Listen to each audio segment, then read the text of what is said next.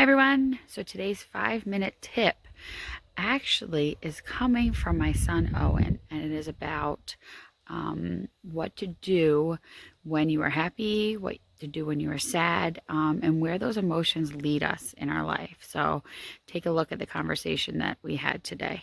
What did you just tell me Bradley was doing? Bradley's going into a sad zone because he lost the race. I said that if he won the race, I'll give him the swing, and I'm still giving him, but he's still going into a sad zone on the trampoline. I don't know why. What's a sad zone? I really don't know. It's like a corner or something. I don't know. Oh, do you have a sad zone? In my bed, yes. Oh, and what do you do in the sad zone? Cry. Do you want people to be in your sad zone? He's hiding behind the ball. No, why not? Because it's supposed to be like alone. Oh, and then what happens when you come out of the sad zone?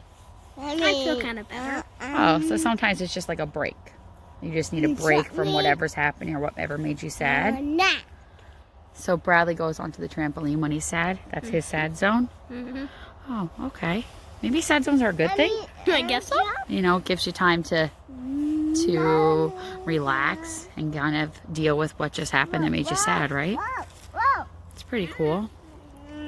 Thanks for sharing about sad zones, buddy. I honestly didn't know until right now when you started talking about it.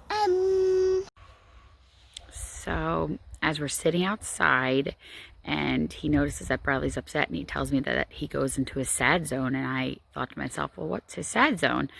And that's when he told me about the trampoline, and I thought, wow, that's like really big. And not just because Bradley decides that he has a sad zone, but that it's so obvious that that's where he goes to need time, that Owen is able to know, like, hey, that's what happens. He goes and sits on the trampoline when he's really upset. So that prompted us to have a conversation about like what Owen does when he's upset, and he knows that he goes into his bedroom and cuddles up with a stuffed animal or goes under a blanket. And during the last 7 months or so since the pandemic hit, emotions were a big thing we talked about. So if you've watched my lives, or you've come to this group, or you decide to follow me on YouTube, that's been a huge part of my life. It's always been, but once the pandemic hit, that was something that was really important for me to talk to my kids about. And likewise, going back into school is talking to my students about it. So it prompted me to talk about, what about a happy place? And almost like, well, any place is a happy place, wherever you feel happy. So this actually happened this weekend. We were at camping and we're standing in there, fixing the RV, getting things unpacked. And he says to me, I said, what's going on? He was looking at me kind of funny, and he was like, Mom, I'm just feeling really thankful. And I thought, thankful? And he was like, yeah, like, this is my happy place. Like, when we get to be outside all the time and get fresh air and just hang out by the fire, this is what makes me really happy. And I said, well, buddy, I'm really glad. I'm glad that makes you happy. And he goes, sometimes when I'm sad and I'm in my sad place in my room, I decide to go outside because it's my happy place.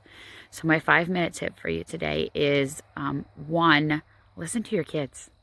You don't realize how much they are listening to you, and you're modeling things for them, and that they're paying attention to their siblings. So listen to your kids. They know what they're talking about. They're very intuitive. And my second lesson is, if you have kids that are struggling right now, think of some place that they can go and deal with those feelings.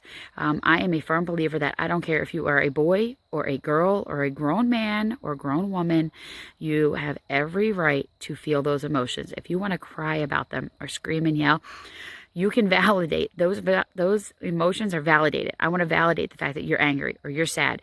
But if you keep pushing them under the rug, you're never going to deal with them. So them having a place that they feel comfortable, that they can be sad, that they can deal with their emotions, and that you can pop in and say, hey, buddy, can I help you? Is there something I can help you with? Why are you feeling sad? Do you want to talk about it? Maybe referring back to how you're feeling. What color are you feeling? Oh, you're feeling blue? Why are you feeling blue?